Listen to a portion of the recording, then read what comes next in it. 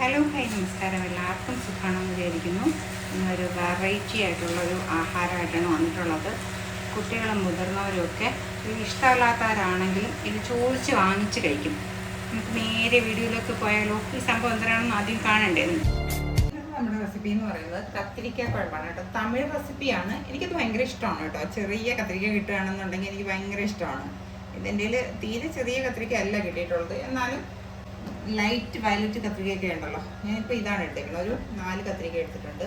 ഇതിന് കുറച്ച് ഓയിൽ ഒഴിച്ചിട്ട് ഇതിനൊന്ന് വാട്ടിയെടുക്കുക എന്ന് വെച്ചാൽ 4 സൈഡും അങ്ങ് തിരിച്ച് മറിച്ചു വിട്ട് നന്നായിട്ട് വാടി വരണം കേട്ടോ. ഞാൻ ചെറിയ വരകളിട്ട് കൊടുത്തിട്ടുണ്ട് ഇതിൽ കേട്ടോ.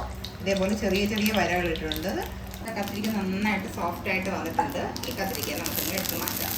ഇനി നമുക്ക് വേണ്ടത് ഒരു മിക്സിയുടെ ജാർ എടുക്കുക. അതിലേക്ക് ഒരു സവാള കേട്ടോ, മീഡിയം സൈസ് സവാള. നമ്മുടെ എത്ര വഴുതനയാണ് എടുക്കുന്നതെന്ന് വെച്ചാൽ അതനുസരിച്ചിട്ട് ഉള്ള സവാള കേട്ടോ. ഒരു സവാള ചെറുതായിട്ട് അരിഞ്ഞിട്ട് ഈ മിക്സിയുടെ ജാറിലേക്ക് അങ്ങ് ഇട്ട് കൊടുക്കാം. എടുക്കുന്നത് ഒരു മീഡിയം സൈസ് തക്കാളിയും കട്ട് ചെയ്ത് അതിലേക്ക് അങ്ങ് ഇട്ട് കൊടുക്കാം. ഇതിലേക്ക് ഒരു കൊഴുപ്പിന് വേണ്ടിയിട്ട് ഒരു 2-3 ടേബിൾ സ്പൂൺ തേങ്ങ, ഇതിലേക്ക് ഒരു 1/4 ടീസ്പൂൺ മഞ്ഞൾപ്പൊടി, ഒരു 2 ടീസ്പൂൺ മുളക് പൊടി. സാധാ മുളക് പൊടി തന്നെയാണ് ഇടുന്നത് കേട്ടോ, കാശ്മീരി മുളക് പൊടിയല്ല. ഇനി ഇത് നല്ല ഫൈനായിട്ട് അരച്ചെടുത്തിട്ട് വരാം. കത്തിരിക്ക എടുത്ത് വെച്ചിട്ടുള്ള ആ പാത്രം തന്നെ ഞാൻ എടുത്തിട്ടുണ്ട്. ഇതിലേക്ക് ഓയിൽ ഒഴിച്ചു കൊടുക്കാം. ഓയിൽ ഒഴിക്കുമ്പോഴത്തേക്ക് നല്ലെണ്ണയാണ് ഒഴിക്കാനുള്ളത് കേട്ടോ. ഇത് നല്ലെണ്ണ ഒഴിച്ചിട്ടാണ് ഇത് ഉണ്ടാക്കുന്നത്. പിന്നെ നിങ്ങൾക്ക് നല്ലെണ്ണയുടെ ഫ്ലേവർ ഇഷ്ടമല്ലെങ്കിൽ സൺഫ്ലവർ ഓയിലോ അങ്ങനെ ഒഴിക്കാൻ കേട്ടോ. വെളിച്ചെണ്ണ ഒഴിച്ചുണ്ടാക്കണ്ട കേട്ടോ. എണ്ണ നന്നായിട്ട് ചൂടായി വരുന്ന സമയത്ത് നമുക്ക് കടുക് ഇട്ട് കൊടുക്കാം. കടുക് ഒന്ന് പൊട്ടി വരുമ്പം 1/4 ടീസ്പൂണിന് താഴെ ഉലുവ നന്നായിട്ട് അതിൽ കൂടെ കിടന്ന് തന്നെ മൂക്കണം. എന്നിട്ട് അതിലേക്ക് 1 ടേബിൾ സ്പൂൺ ഉഴുന്ന് പരിപ്പ്. ആ കൂടെ തന്നെ നമുക്ക് കുറച്ച് കറിവേപ്പിലയും കൂടെ ഇട്ട് കൊടുക്കാം. ഇതെല്ലാം നന്നായിട്ട് മൂത്ത് വരുന്ന സമയത്ത് ഒരു 10-15 ചെറിയ ഉള്ളിയും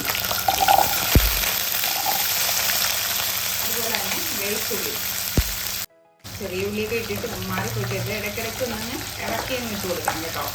അതുപോലെ തന്നെ ഇതിൽ എണ്ണ കൂടുതൽ വേണം. അപ്പോൾ ആ എണ്ണ ഇങ്ങനെ നല്ല തെളിഞ്ഞിരിക്കണം. അതാ ഒരു പ്രത്യേക ടേസ്റ്റാണ് ഇതിന്. നന്നായിട്ട് സോഫ്റ്റായിട്ട് ആദ്യം ഉള്ളിയൊക്കെ ഒന്ന് സോഫ്റ്റ് ആവട്ടെ. സോഫ്റ്റ് ആയതിനു ശേഷം ബാക്കി പരിപാടി ചെയ്യാം. ഇനിയിപ്പോൾ നമുക്ക് ചെയ്യാനുള്ളത്, നമ്മൾ നേരത്തെ എടുത്ത് വെച്ചിരിക്കുന്ന കത്തിരിക്ക ഉണ്ടല്ലോ, കത്തിരിക്ക ഇതിലോട്ടങ്ങ് ഇട്ട് കൊടുക്കാം.